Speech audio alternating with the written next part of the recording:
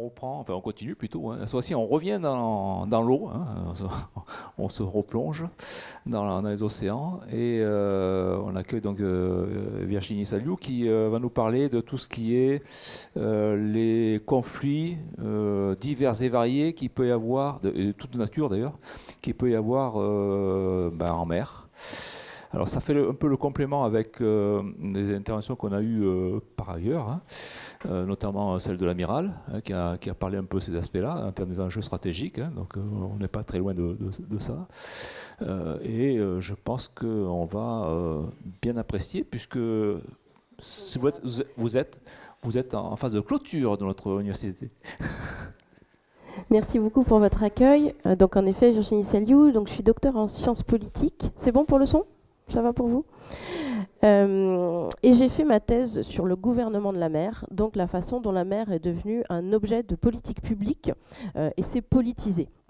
Et donc depuis, faut pas compter les années, depuis un certain temps, depuis presque une vingtaine d'années, j'ai alterné entre de l'enseignement sur les questions maritimes et puis du conseil stratégique pour les différents ministères, que ce soit alors de la Commission européenne jusqu'au secrétariat général de la mer, service du Premier ministre sur les questions maritimes.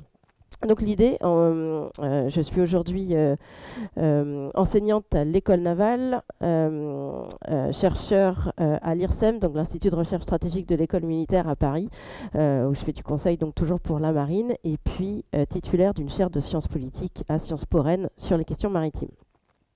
Et je suis ravie d'intervenir devant vous pour vous parler de la question maritime dans cette approche conflictuelle. Alors, je n'ai pas les prétentions d'être au niveau de l'amiral de la préfecture maritime, mais par contre d'avoir une vision de chercheur qui peut être complémentaire de celle que l'amiral vous a apportée.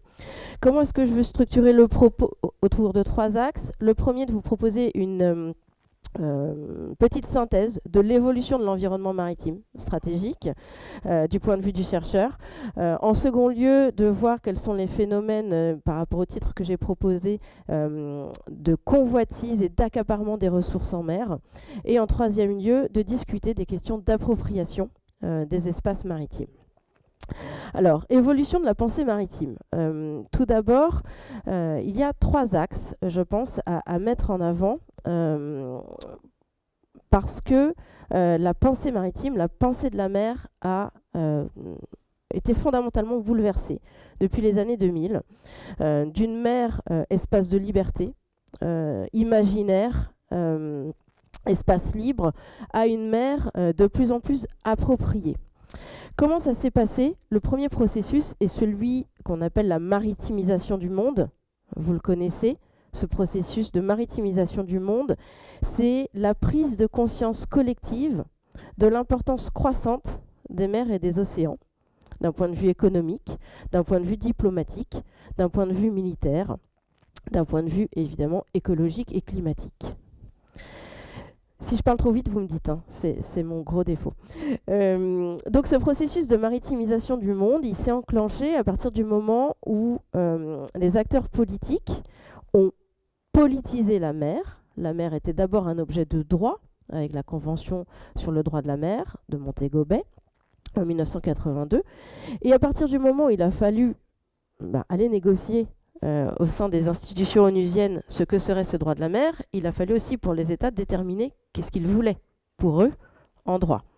Et donc, ce sont les débuts de la politisation de la question maritime, c'est l'établissement d'une position politique. Qu'est-ce qu'on veut aller négocier ?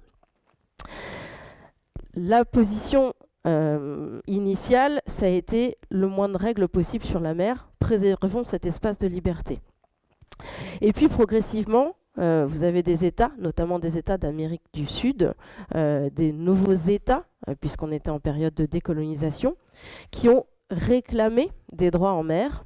Et il a fallu trouver cet équilibre, donc, qui est la Convention sur le droit de la mer, la Convention de Montego Bay.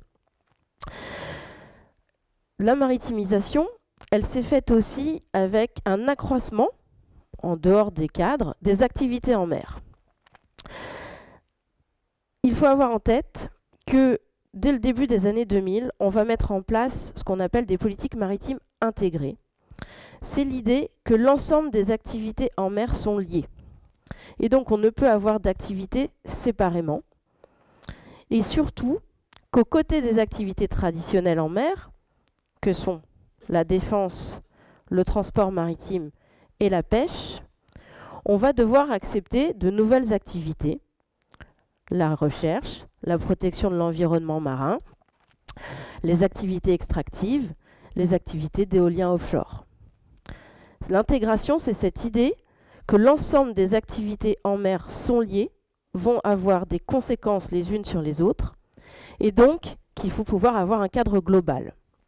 Là, on est en 2004, avec un premier texte au niveau international, puis une déclinaison au niveau européen, et enfin, à partir du Grenelle de la mer en France, une déclinaison au niveau national. On va avoir, en termes de documents, les planifications stratégiques de façade qui vont aider à organiser les différentes activités en mer. Monter des activités en mer, donc légales, mais en parallèle illégales. On a, dans cette maritimisation, non seulement donc les activités traditionnelles qui subsistent, comme le transport maritime, mais qui explosent en nombre. Je vous donne quelques chiffres. En 2013, on a à peu près 51 000 navires de transport maritime, de marine marchande, de flotte marchande. En 2020, on est passé à 94 000. Explosion en nombre, explosion en capacité de charge et explosion en termes de taille également, de gigantisme du transport maritime. C'est pareil pour les flottes militaires. Un peu plus tardivement, mais à partir des années 2012-2015, on a une augmentation des intérêts des États en mer et donc une augmentation des capacités militaires également pour aller défendre les intérêts des États en mer. Vous connaissez l'exemple de la Chine, avec une marine quasi inexistante en 2010, et aujourd'hui, en nombre, une marine qui atteint presque les 400 unités, avec des compétences comme la catapulte électromagnétique qui viennent flirter avec les compétences des anciennes, dirons-nous, des marines plus traditionnelles en mer, comme les États-Unis, le Royaume-Uni ou la France. Enfin, explosion des activités de croisière, donc à côté des activités traditionnelles, une présence de plus en plus nombreuse également de croisiéristes. On est passé dans les années 80 de 1,4 million de croisiéristes à 30 millions aujourd'hui, ce qui veut dire de plus en plus de monde en mer et de plus en plus de risques également, et donc des besoins en termes de sécurité maritime, de prévention des accidents, et imaginez de réponse en cas d'attaque terroriste sur un navire de croisière. Dernier changement, après un intérêt global croissant, politique, après une augmentation des activités légales et illégales, ce que j'appellerais un changement de paradigme. Alors, c'est visible avec deux évolutions. La première, qui vous a peut-être pas échappé, ou si, c'est que lorsqu'on regarde les textes d'action publique, on ne parle plus de marins en mer, on parle d'usagers de la mer. Et les marins sont devenus des usagers de la mer parmi d'autres. Ce qui là est une évolution importante, puisqu'on considère bien que la mer n'est plus le lieu des marins uniquement. Deuxième élément qui change également, c'est que la mer est passée d'un lieu de mouvement, d'un lieu habituel de passage, à de plus en plus un lieu de fixité. Fixité par les infrastructures pétrolières offshore, fixité par l'éolien offshore, fixité par des mesures qui sont prises de planification des espaces maritimes, où on attribue des zones à certaines activités. Et ça va être le cas également pour les aires marines protégées. Donc vous avez des zones où on peut toujours plus ou moins passer. Pour l'éolien offshore, je vous donne un cas très récent. C'est le bateau qui s'appelle donc l'Eva Schult aux Pays-Bas. Je ne sais pas si vous en avez entendu parler. Il y a 4 jours, un bateau de 145 mètres qui a failli percuter un champ éolien offshore et donc qui a été secouru puisqu'il a eu une avarie moteur classique, mais sauf qu'il dérivait en fait sur le champ. Et il a été secouru par le navire des gardes-côtes, donc qui est un navire qui est stationné en permanence à proximité des champs éoliens des Pays-Bas. Donc on a également, vous voyez, une tendance à la fixité des moyens de secours. Un navire qui est par vocation une dimension de passage, de navigants, reste autour des champs éoliens offshore pour pouvoir le protéger. Évolution également de ce qu'on appelle l'environnement stratégique. Alors là, j'imagine que je vais me rapprocher beaucoup plus de ce qu'a pu vous dire l'amiral. Évolution de l'environnement stratégique autour de 3 axes également. Le premier, c'est la montée de la criminalité maritime. Criminalité maritime qu'on a identifiée dans les années 2000, essentiellement autour de la piraterie, qui a commencé en Asie du Sud-Est, qui a eu son pic dans le golfe d'Aden, autour de la Corne de l'Afrique en 2008, et puis dont on a aussi entendu beaucoup parler dans le golfe de Guinée. Comment est-ce qu'elle caractérise cette piraterie? Alors, c'est là où je ne sais pas. En droit de la mer, vous avez beaucoup de familiarité, ou est-ce qu'il faut que je précise quelques petits éléments? La piraterie, c'est un acte de violence commis à des fins économiques et non pas politiques par des acteurs privés en haute mer. La haute mer, ça veut dire soit la surface de la zone économique exclusive des États, soit les eaux internationales. Quand on est dans le même cas de figure, activité de violence à des fins économiques commises par des acteurs privés dans ce qu'on appelle la mer territoriale, c'est-à-dire dans la limite des 12 000, là on est dans du brigandage. Ça a son importance, alors pas du point de vue de celui qui est attaqué, soyons clairs, il s'en moque un peu, mais ça a importance du point de vue de l'intervenant. C'est que dans la mer territoriale, n'a autorité pour intervenir que l'État côtier, donc l'État riverain. Et dans les eaux internationales, donc y compris la zone économique exclusive sur sa surface, n'importe quel État, de n'importe quelle nationalité, peut intervenir face à un cas de piraterie. Vous voyez bien dans ce cas-là que la criminalité maritime et surtout la gestion de la piraterie dans la Corne de l'Afrique et dans le golfe de Guinée ne va pas du tout être la même. Parce que dans la Corne de l'Afrique, vous êtes sur une zone de transit avec un corridor maritime, un détroit international, donc des eaux internationales, et la possibilité pour n'importe quel État, de n'importe quelle nation, donc n'importe quel navire de n'importe quelle nationalité, d'intervenir. A fortiori, parce que la Somalie s'était déclarée État failli et avait demandé en plus du soutien international. Quand vous êtes dans le golfe de Guinée, vous êtes sur une zone qui est plutôt un hub avec du trafic de destination. La grande route maritime, elle passe au large, du Cap de Bonne-Espérance jusqu'au détroit de Gibraltar. Elle ne va pas vers la zone qui est située entre le Sénégal et l'Angola. Les navires qui vont dans cette zone, ils vont s'arrêter dans les ports. Donc ils deviennent des cibles d'autant plus intéressantes, qui vont ralentir et qui vont se fixer. Et on a principalement du mouillage. Donc, des attaques sur des navires qui sont arrêtés ou qui ont une vitesse ralentie et qui doivent être prises en compte par les acteurs locaux. D'où le fait qu'on n'ait pas eu d'opération navale internationale dans le golfe de Guinée, puisque vous avez trop d'axes vers l'ensemble des ports pour pouvoir avoir des bateaux qui suivent l'ensemble des navires risquant d'être attaqués, l'ensemble des cibles. Donc la piraterie initiale, 2008-2012, dans ces zones, c'est une piraterie qui est d'opportunité et qui va trouver un modèle économique intéressant. Et c'est là où j'en viens à mon deuxième point, c'est qu'on a une criminalité maritime qui augmente, mais surtout qui se professionnalise en mer. On n'a plus uniquement de l'amateurisme, on a des acteurs qui sont capables d'aller de plus en plus loin Et l'évolution de la piraterie dans le golfe de Guinée a été jusqu'à des attaques justement en haute mer, dans les ZEE, de plus en plus sophistiquées.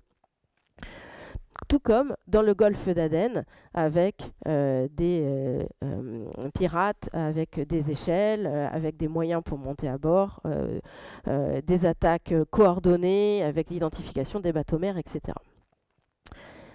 Parallèlement à cette professionnalisation de la criminalité pirate, j'allais dire, on a une professionnalisation de la criminalité maritime dans le domaine du narcotrafic.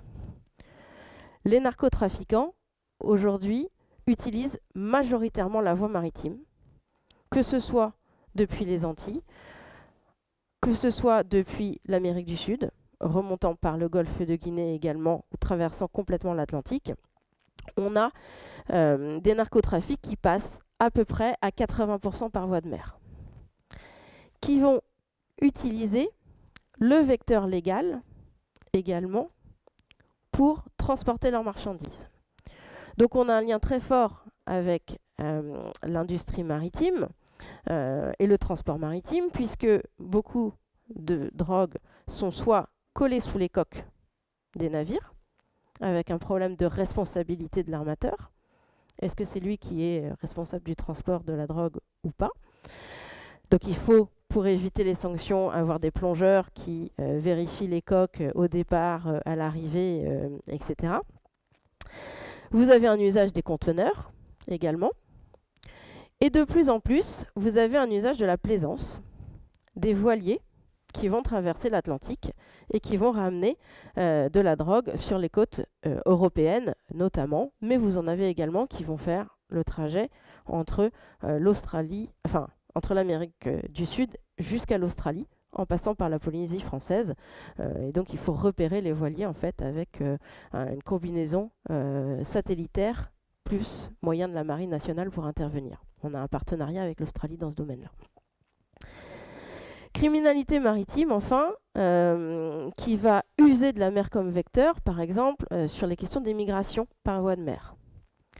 Alors, en droit, c'est très compliqué, puisqu'en mer, pour l'instant, en tout cas, on est toujours dans la logique de l'esprit de liberté de la circulation. On a deux catégories d'acteurs. On a des passagers ou on a des naufragés. Et ça, c'est très clair. Le passager, il a le droit de circuler librement en mer. Et le naufragé, la Convention SOLAS dit qu'il doit être secouru. Et puis, on a entre les deux la criminalité maritime qui s'est organisée dans cette petite niche et des passeurs qui organisent des flux avec des navires qui sont à la limite du naufrage, puisqu'ils sont chargés de migrants. Vous avez dû voir sur les chiffres récemment, on a presque 25 000 migrants qui ont atteint les côtes britanniques entre janvier et juin 2025 par voie de mer, et des naufrages qui sont considérables. Mais ce phénomène de migration par voie de mer qu'on a beaucoup connu sur la Méditerranée, on le retrouve aussi aujourd'hui entre l'Afrique et les Canaries, pour rejoindre l'Espagne, avec plus de 10 000 morts l'année dernière pour les tentatives de traversée. Eh bien, cette criminalité maritime, donc, elle utilise en fait des biais, si on peut dire, en tout cas des vides juridiques, pour essayer d'échapper à la contrainte. Alors, on a quand même une solution dans le traitement des migrations par voie de mer, c'est qu'on est sur de la traite d'êtres humains. Et ça, la traite d'êtres humains, c'est un crime qui est défini dans la Convention sur le droit de la mer et qui permet d'appréhender les passeurs, mais pas nécessairement d'appréhender les migrants. Et ça, c'est un point important aussi en droit. On a quelques cas, par exemple avec la préfecture Manche-Mer du Nord, qui nous indique qu'en voulant aller sauver des migrants, parce que le phénomène, il est que vous avez des ONG qui fournissent des radios pour appeler en cas de naufrage pendant la traversée. ou des téléphones pour que ces personnes puissent être secourues. Et vous avez en fait une démarcation entre la France et les eaux britanniques, avec une volonté farouche de certains migrants d'atteindre la démarcation avec les eaux britanniques, puisqu'ils savent que des ONG britanniques viendront les récupérer. Et donc vous avez des crises à bord, avec des gens qui se jettent à l'eau ou qui sont jetés à l'eau parce qu'ils ne veulent plus continuer, parce qu'ils savent qu'ils ont peur de mourir. Les secours de la préfecture maritime qui arrivent pour une partie, et une autre qui continue son trajet pour passer cette démarcation vers les eaux britanniques. Donc on a de forts drames humains qui sont donc utilisés par ces criminels maritimes qui se maritimisent, enfin par ces criminels qui se maritimisent. Deuxième axe, dans l'évolution du contexte stratégique en mer, on parle d'hybridation des conflictualités. Alors, est-ce que le terme hybridation, vous l'avez entendu plein de fois, j'imagine. Est-ce que vous voyez à quoi ça renvoie? L'hybridation des conflictualités, c'est l'idée, premièrement, qu'on va avoir une coexistence de moyens, à la fois des moyens dits traditionnels en mer, associés à des nouveaux, comme l'intelligence artificielle, comme les drones, pour pouvoir avoir des attaques. Ça va être par exemple un cas de rupture de câble avec une ancre qui dérive fortuitement, mais quand même bien sur le tracé du câble, ou bien avec un bateau de pêche ou un bateau de recherche océanographique qui va larguer un drone sous-marin qui va aller couper les câbles.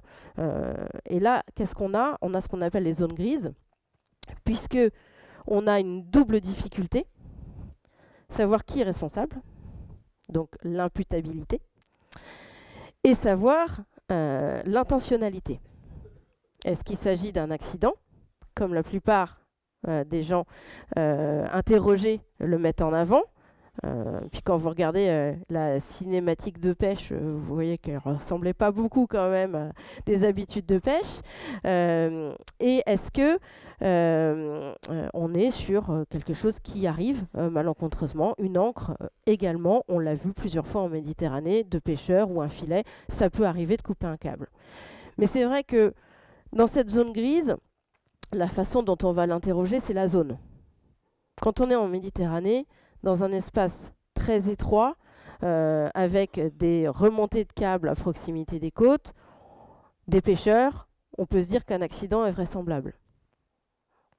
Quand on est dans la Baltique, on commence à se poser un petit peu plus de questions. Certes, c'est pas très très profond, mais c'est quand même une zone stratégique en termes de conflictualité aujourd'hui.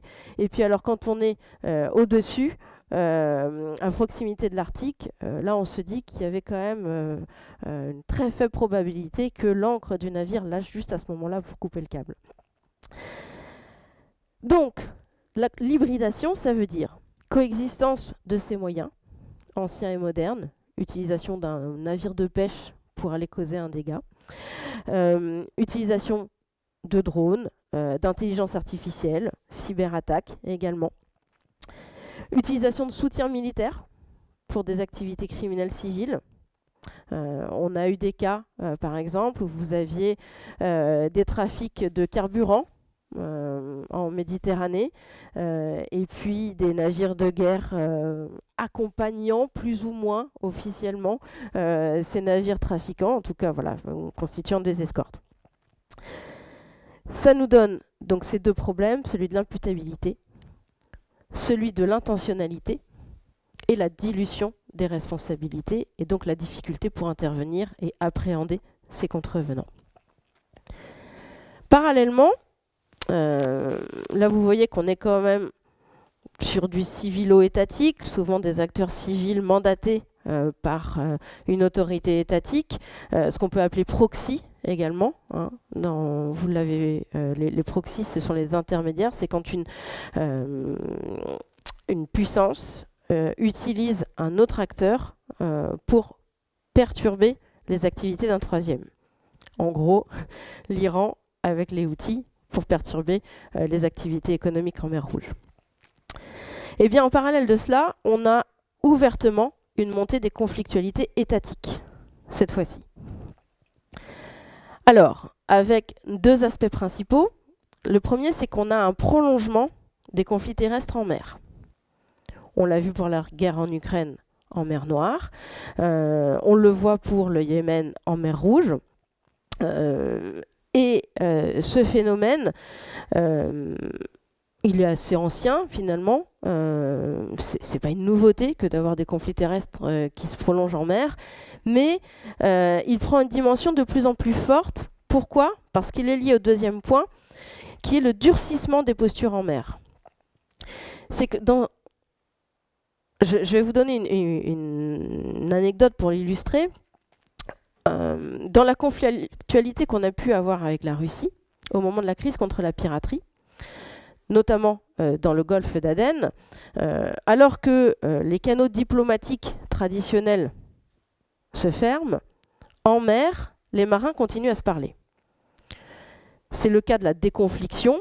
C'est que vous savez que vous avez dans une zone de crise plusieurs marines de guerre de différentes nationalités qui ne sont pas forcément toutes copines à l'extérieur, mais qui sont sur la même zone, le même théâtre d'opération. Eh bien, on a en place des mécanismes de déconfliction pour éviter justement qu'un accident puisse dégénérer en crise politique majeure. Et donc les marines se parlent à travers des outils comme Mercury, comme d'autres systèmes d'échange d'informations pour dire bon, bah, nous on sera plutôt dans cette zone-là, donc ok, nous on va aller plutôt dans celle-là, comme ça on est sûr qu'il n'y aura pas d'accident et qu'on ne va pas créer une crise diplomatique. Eh bien ces discussions, elles se réduisent. Ces habitudes de marins, elles sont en train de diminuer en mer. On a parfois des absences de contact et on a de plus en plus même des positions extrêmement tendues. Position extrêmement tendue, par exemple, quand vous avez des navires, je ne sais pas si vous avez vu ces images, il faudrait qu'on vous retrouve la vidéo si on veut mettre ça en ligne après, de gardes-côtes chinois qui ont essayé d'intercepter un navire philippin. Et le navire philippin a réussi en fait à faire une manœuvre pour l'éviter et les deux navires de garde-côte chinois se sont rentrés dedans. Vous n'avez pas vu cette vidéo? Eh bien ça, c'est ce qu'on appelle le durcissement des postures, c'est que vous avez des marines qui vont aller jusqu'à la limite de l'accident, voire aller à l'accident quand la manœuvre ne se passe pas comme ils souhaitent. Ce qui est arrivé aussi à nos frégates françaises, hein, pareil, avec des manœuvres dangereuses en mer de Chine, en Méditerranée, où on n'est pas certain finalement de l'issue. Donc ce qui était auparavant de la déconfliction, plutôt une pratique habituelle en mer, devient de plus en plus sujet à discussion et à érosion. C'est ça, cette montée des conflictualités étatiques. Ce qui fait craindre que la mer devienne le terrain initial d'un nouveau conflit, puisque vous avez un accroissement donc des phénomènes dangereux, des manœuvres de navigation qui risquent un accident. Vous avez un phénomène aussi qui est intéressant pour certains acteurs, c'est que vous n'avez quasiment pas de médias en mer. Donc, ça se passe très loin des yeux. Et le franchissement des limites, des souverainetés, des droits souverains, il est plus facile en mer parce que la riposte sera plus difficile et qu'on le verra moins. Dit autrement, si on avait des chars qui rentraient sur le territoire national, tout de suite, on saurait qu'il se passe quelque chose. Quand on a des gardes-côtes étrangers qui viennent faire des manœuvres dans nos eaux, c'est plus loin des yeux, on en parle un petit peu moins, mais le risque, il est le même, le symbole, le signe, il est le même. Quatrième point, dans cette évolution du contexte stratégique en mer, c'est ce qui va me faire la transition, le phénomène d'appropriation des espaces maritimes et surtout de déni d'accès aux espaces maritimes. On a d'abord, dans ce contexte, une remise en cause des cadres légaux,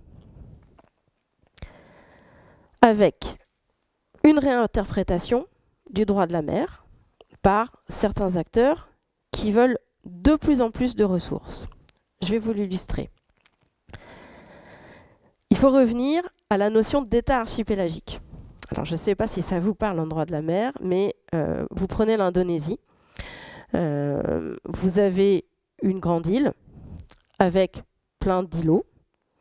Et le droit de la mer autorise en fait à tracer des délimitations maritimes droites avec à l'intérieur des droits spécifiques pour l'État en question.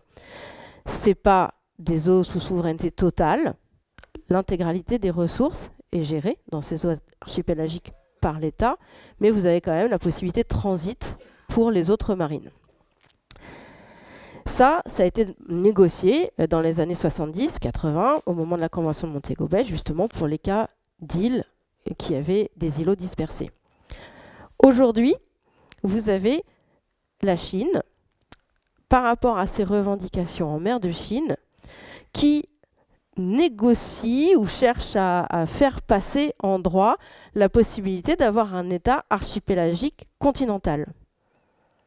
Donc, une entité continentale, et non plus une île, qui a des îles à proximité et qui va pouvoir revendiquer l'ensemble de l'espace maritime adjacent avec des droits spécifiques. Ça, la Convention de Montego Bay dit clairement que non. Un État archipélagique, ce n'est pas un État continental qui a des îlots. Sinon, imaginez les tracés que la France peut prétendre avec ses territoires ultramarins. Mais ce n'est pas la seule. On a des revendications qui sont un peu similaires, par exemple en Arctique, avec le Canada et la Russie qui vont se retrouver, alors pas sur les mêmes motifs exactement, mais assez proches dans la logique. Le Canada, c'est pour des motifs environnementaux. De dire, il faut qu'on ait un statut spécifique de nos eaux avec la fonte des glaces en Arctique. Puisque vous voyez la géographie du Canada, vous avez énormément d'îles qui découvrent dans ce passage. Et l'idée du Canada est de dire, s'il y a un accident, c'est nous qui sommes responsables.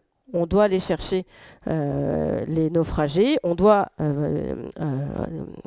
j'allais dire en anglais dealer, c'est pas bien, on doit gérer les pollutions qu'il va y avoir dans la zone. Donc, on a aussi besoin d'avoir un meilleur contrôle sur qui passe dans cette zone. La Russie déploie le même argumentaire que le Canada, aussi au motif environnemental. Il y a une dimension militaire plus affichée également dans ces revendications, mais l'idée c'est de pouvoir se signaler à la Russie quand on veut faire la traversée, de manière à ce qu'un brise-glace russe escorte le navire en Arctique. Mais vous voyez bien qu'on est à chaque fois sur une ligne très fine qui est de faire référence au droit existant tout en le réinterprétant en fonction de ses intérêts. Et ce phénomène-là, il est compliqué puisque le droit en soi c'est évolutif. Donc on pourrait dire, eh bien oui, la société change, la situation évolue, les glaces fondent en Arctique, donc pourquoi pas faire évoluer le droit. Mais on est à la marge, puisque le principe de l'intérêt général n'est pas celui qui meut les acteurs dans leurs revendications, mais bien leurs intérêts particuliers. Remise en cause également des cadres légaux, avec par exemple le développement de flottes parallèles, les fameuses flottes fantômes.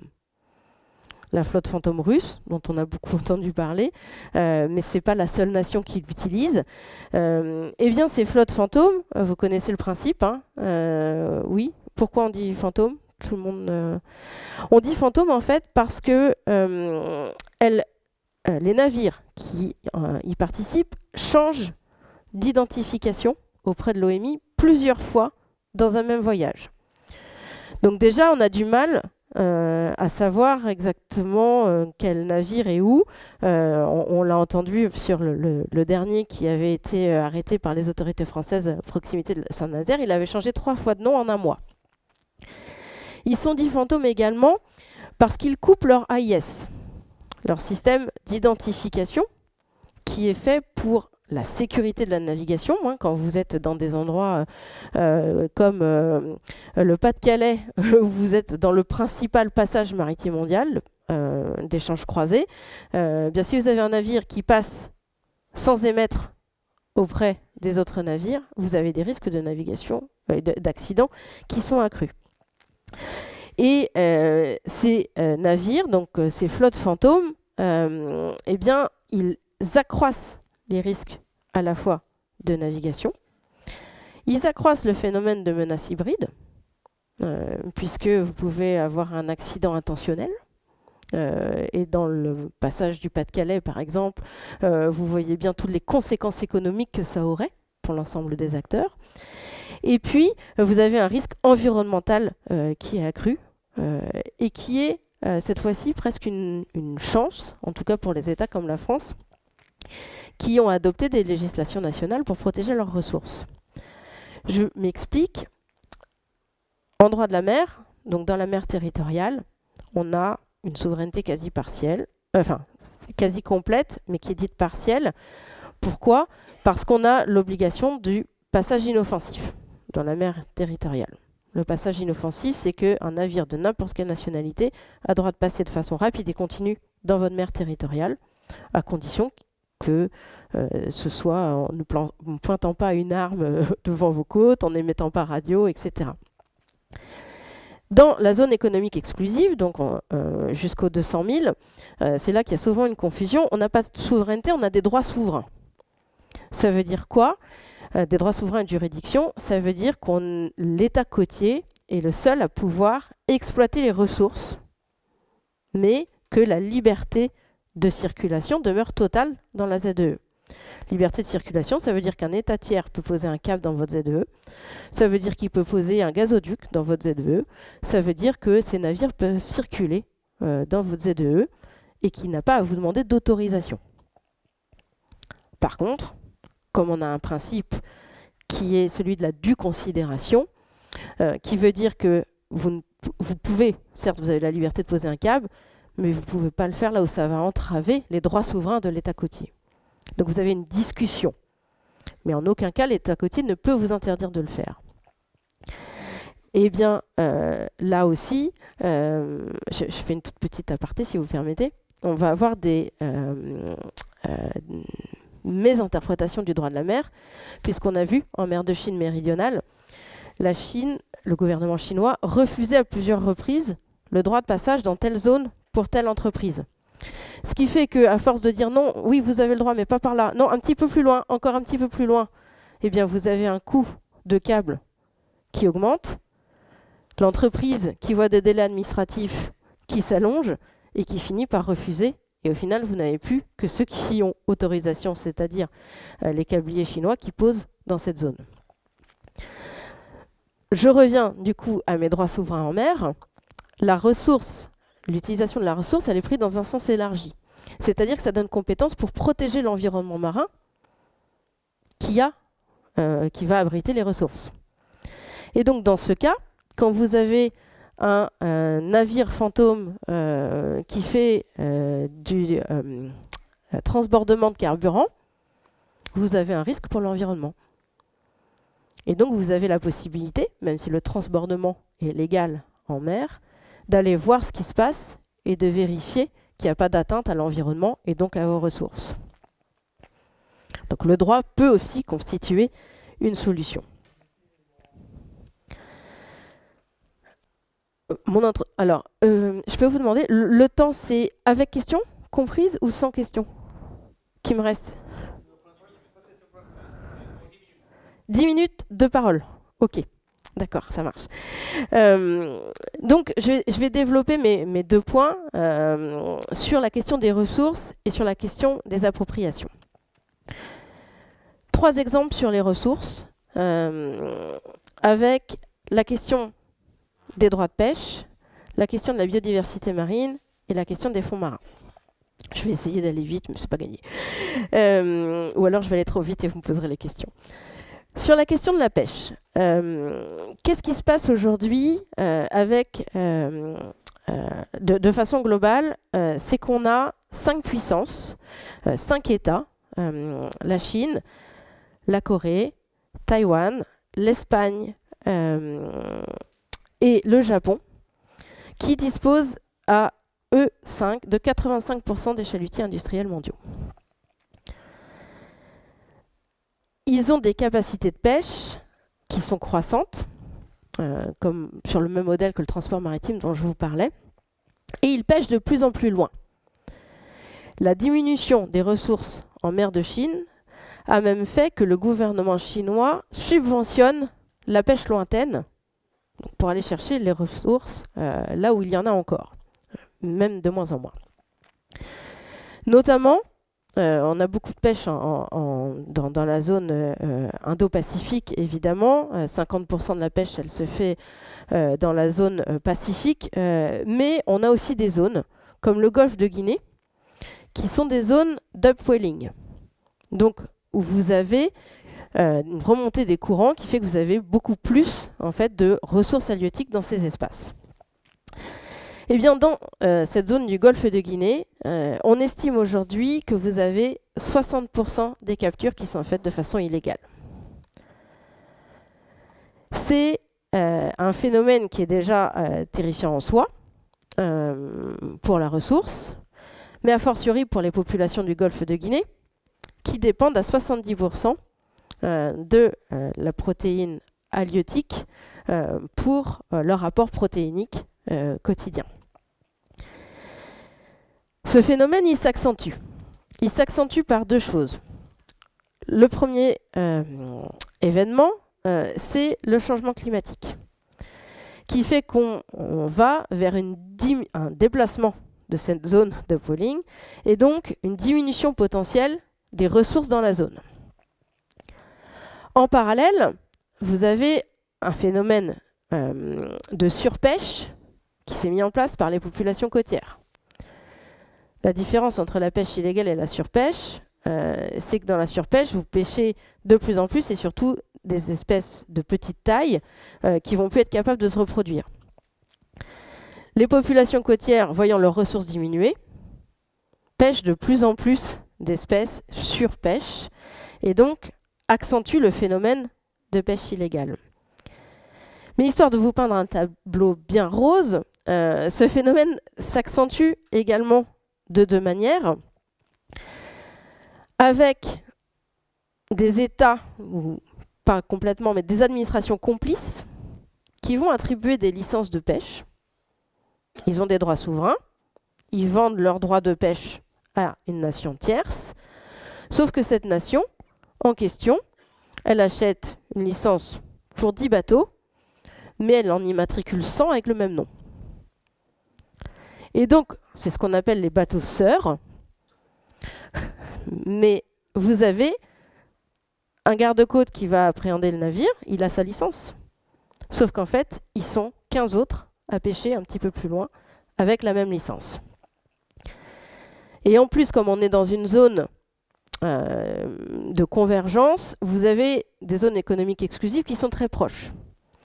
Donc vous avez des phénomènes du type j'ai une licence dans la ZEE du pays, on va dire du Ghana, et puis la nuit, je vais aller pêcher dans les eaux des voisins.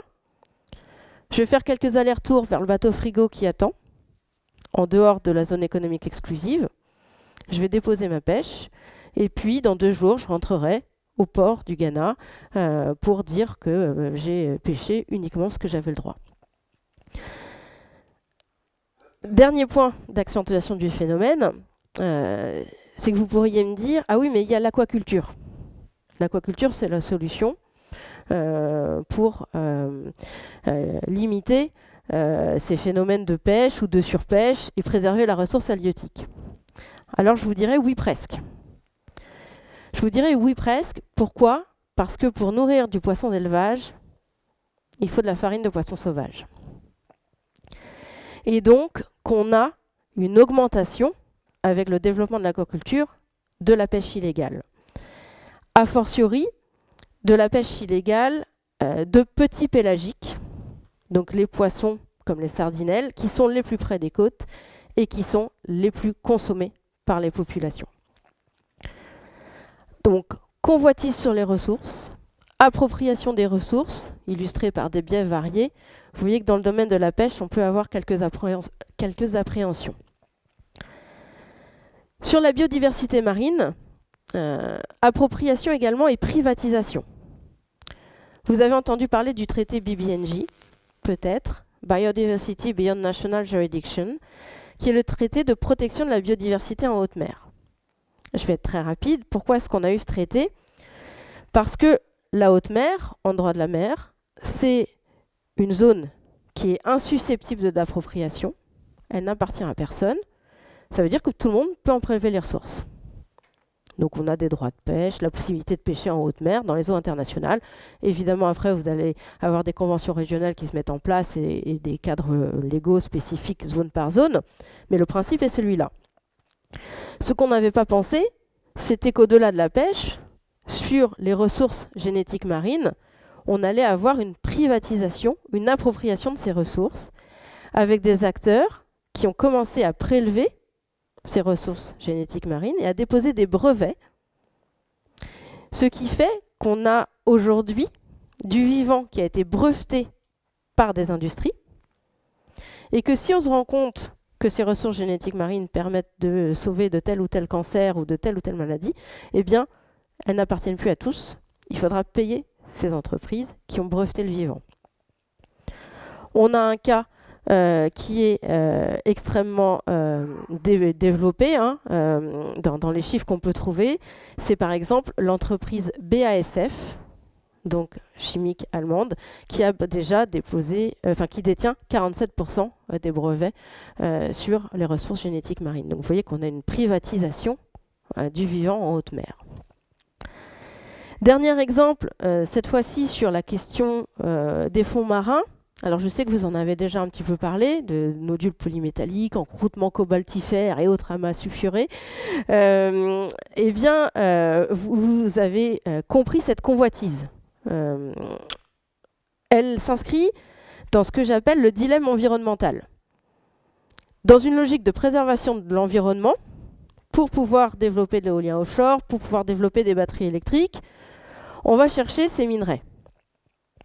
Et on va les chercher dans une logique de compétition internationale, puisqu'aujourd'hui, 80% des terres rares sont produites par la Chine. L'Union européenne fait venir 98% de ces terres rares depuis la Chine. Donc vous voyez que l'intérêt de souveraineté, d'émancipation stratégique, il conduit à se dire, eh bien, où est-ce qu'on peut trouver ces ressources? On peut les trouver dans les fonds marins. Mais avec ce dilemme environnemental, c'est que les prélever, c'est accroître également la perturbation des écosystèmes marins et donc les fonctions régulatrices du climat de l'océan, sans compter les dégâts sur les écosystèmes, la faune et la flore, etc. Dernier élément, si vous avez des questions, j'y répondrai volontiers. Donc pour conclure, je dois à peu près... Voilà. Sur ces appropriations, certes, accaparement des ressources, mais aussi appropriation des espaces, avec ce qu'on appelle un double phénomène, la terrestrialisation, pardon pour les gros mots, et la territorialisation. Terrestrialisation des espaces maritimes, c'est un phénomène qu'on voit de plus en plus, qui est de plaquer des logiques terrestres sur l'espace marin. Ça veut dire quoi? Ça veut dire qu'on oublie de penser la mer pour l'autre qu'elle est. La mer, ce n'est pas un espace statique, c'est un espace dynamique.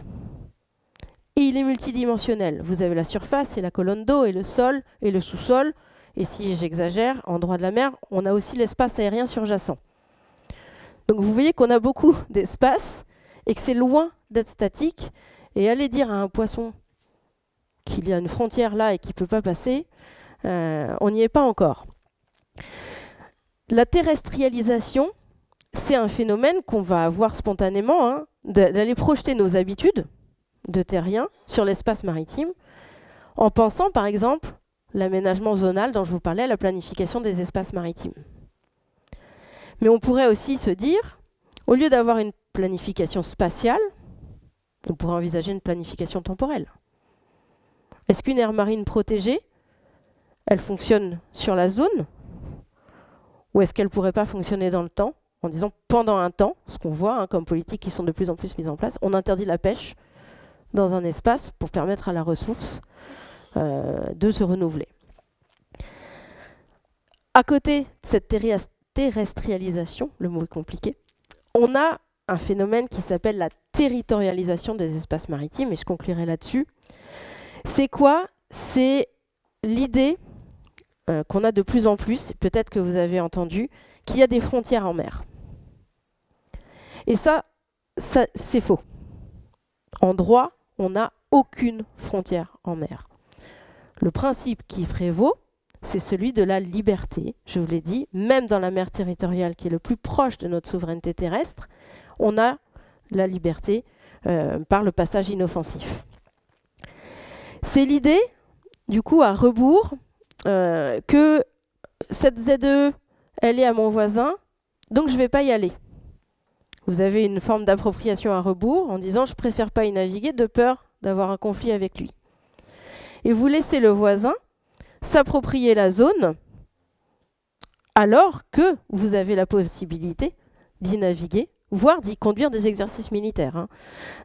On a en Asie du Sud-Est, dans la ZE d'un État voisin, on peut conduire un exercice militaire, c'est autorisé en droit. Et évidemment, on va avoir une proportion quand même. On va éviter de tirer des missiles vers la côte, d'avoir une démonstration de force trop importante, mais c'est possible. Eh bien, en Asie du Sud-Est, vous avez beaucoup d'États aujourd'hui qui refusent d'aller faire des exercices militaires dans la ZE du voisin, qui se l'interdisent, de peur de créer un conflit ou que ce soit mal perçu. Cette territorialisation, elle conduit de plus en plus d'acteurs à vouloir, pour des raisons environnementales, pour des raisons climatiques, préserver leur espace maritime, en oubliant la caractéristique principale de l'espace marin, qui est la fluidité. Je vous remercie de votre attention.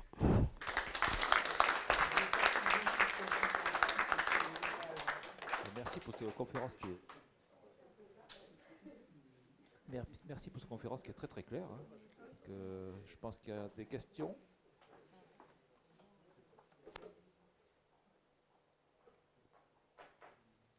Merci beaucoup pour votre présentation.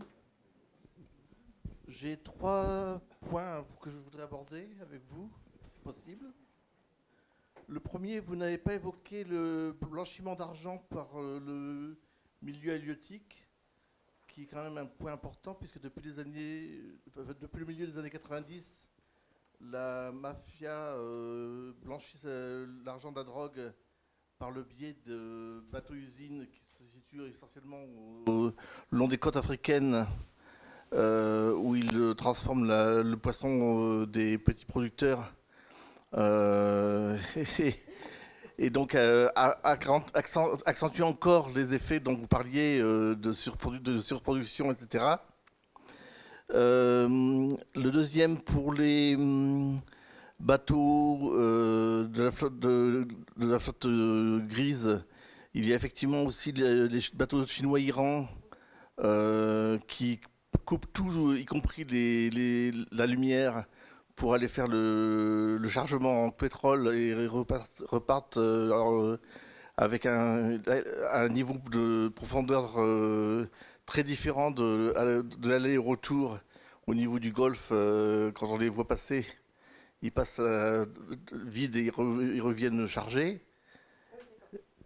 Et puis, je voulais voir aussi avec vous ce que vous pensiez des parcs naturels marins qui est affecté par des installations offshore en général.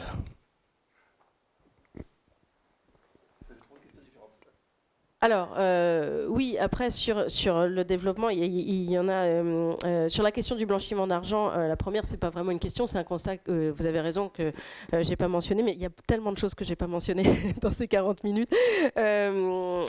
C'est un phénomène qu'on voit beaucoup d'hybridation des criminalités, avec, je le disais, des narcotrafiquants qui utilisent la voie de mer, mais qui utilisent les pêcheurs également, qui vont avoir des activités de pêche et puis qui vont transporter de la drogue, qui utilisent les navires frigos, comme vous le mentionniez, pour blanchir ces trafics également, pour dissimuler la pêche illégale. Alors c'était la remarque que je faisais, c'est pas uniquement des petits producteurs, mais bien des flottes de pêche industrielles qui vont vers des bateaux frigos qu'on appelle reefers. Et c'est d'autant plus intéressant. Alors, il y a une étude américaine qui est sortie il y a assez peu de temps sur la présence des reefers dans le golfe de Guinée. Et à ma grande surprise, les identifications des reefers sont essentiellement des bateaux japonais qui sont chargés par certains navires industriels chinois. Donc je n'ai pas été plus loin que cette étude, hein, donc je vous la donne telle quelle, il faut que je creuse, parce que c'était effectivement un élément intéressant de... pas de coopération, hein, non pas jusque-là, mais enfin de convergence en mer sur des intérêts qui sont souvent différenciés entre le Japon et la Chine. Sur votre deuxième point, qui est la flotte fantôme. Tout à fait. Oui, alors absolument. Hein, j'ai mentionné la flotte fantôme russe parce que c'est celle qui est le plus dans l'actualité, mais c'est pas un phénomène nouveau. On a beaucoup de pratiques depuis qu'il y a des sanctions sur le pétrole, avec l'Iran ou le Venezuela, où les transbordements se faisaient déjà. Ça, c'est tout à fait juste. Après, quand on creuse encore un peu plus loin, on se rend compte que des hydrocarbures russes sous sanctions vont être transbordés pour être raffinés en Inde et qu'elles reviennent beaucoup sur le marché européen une fois raffinées. Donc on a un mécanisme, et là on va partir beaucoup trop loin dans les sanctions internationales, qui est quand même très affaibli, voire inopérant dans un certain nombre de cas. Et la question des sanctions est toujours de savoir qui accepte de les voir être appliquées. Et notamment, quand on prend le cas de la Chine, on a la Chine qui importe 80% de ses hydrocarbures par voie de mer. C'est 90% pour le Japon, donc il y a une dépendance extrêmement importante et une diversification des approvisionnements qui passe notamment pour pouvoir négocier facilement les prix par des pays sous sanctions. Donc le Venezuela, comme ça l'a été, l'Iran ou la Russie aujourd'hui. Et votre dernière question sur alors pardon, c'était le lien parc marin et éolien offshore. Mon avis vaut... Ah d'accord. J'ai toujours l'habitude de dire à mes étudiants en cours, vous savez, mon avis, ça vaut ce que ça vaut. Ce que j'en sais, en fait, dans les études, mon avis, j'y suis pas du tout opposée parce que j'ai vu plusieurs études qui en montrent les intérêts. Avec les possibilités, justement, de convergence des aménagements spatiaux qui sont proposés, au lieu d'avoir une exclusivité d'une activité sur telle zone, il me semble pertinent d'avoir en mer de la multi-activité. Et donc de se baser sur les études qui montrent que, notamment dans l'éolien offshore, eh bien, on a beaucoup de zones nourricières au pied des éoliennes qui sont implantées et qui font qu'on a un renouvellement de la ressource et donc presque une zone protégée d'emblée, puisque vous allez avoir assez peu de navires de pêche dans cette zone-là. Et je suis plutôt favorable à travailler sur des compatibilités d'activités et des croisements d'activités. Évidemment, on a toujours des risques, mais même, vous voyez, dans le golfe du Mexique, toujours en Europe, des Amériques si j'étais aux États-Unis, eh bien, la plateforme d'hydrocarbures, qui était je ne vais pas retrouver son nom, oui, le Deepwater Horizon, merci. Et les plateformes adjacentes, elles n'ont pas été enlevées, en fait. On a un coût de la destruction qui est plus fort sur l'écosystème que le fait d'enlever ces plateformes, même quand elles continuent à polluer, ce qui est le cas, en l'occurrence, de celle-ci. Voilà. Oui, j'ai une question à propos des câbles. Oui. Vous en avez parlé un petit peu à propos. Que dit le droit de la mer sur la propriété des câbles ? Alors, et les conséquences que ça peut avoir. La propriété des câbles, c'est celui qui le pose. Donc vous avez soit des États, soit des acteurs privés aujourd'hui. On a par exemple sur l'Atlantique aujourd'hui 80% des câbles qui sont privatisés, qui appartiennent aux grandes compagnies Google et autres, voilà. Voire aux compagnies chinoises également. Hein. La desserte de l'Afrique a été faite essentiellement par des compagnies chinoises aussi pour relier l'Amérique du Sud à l'Afrique. La question, elle est bien là, en fait. C'est quand vous avez un câble étatique, eh bien, il est abîmé, vous allez le réparer, voilà. Et vous savez quelles sont vos données. Quand vous passez par des acteurs privés pour la circulation de vos informations, qu'elles soient bancaires, informatiques ou autres, il a la possibilité aujourd'hui, n'allons pas jusqu'au chantage, mais en tout cas de vouloir négocier en sa faveur un certain nombre de politiques puisqu'il est le détenteur de la circulation de vos informations. Et puis on a d'autres éléments d'inquiétude, c'est pour la réparation. Alors la France est bien positionnée sur la réparation de câbles, mais on a un risque, une vulnérabilité croissante sur des réparations par des acteurs extérieurs d'un câble. Vous savez qui l'a posé, vous savez qu'il y a les répétiteurs, etc. OK, pour la pose, c'est super contrôlé, mais pour la réparation, qu'est-ce qui peut être posé en même temps ? Au moment où on répare le câble très loin des yeux, ça on ne le sait pas non plus. D'autres questions ? Je vous ai assommé. Bien. Écoutez, merci beaucoup. C'est très très clair.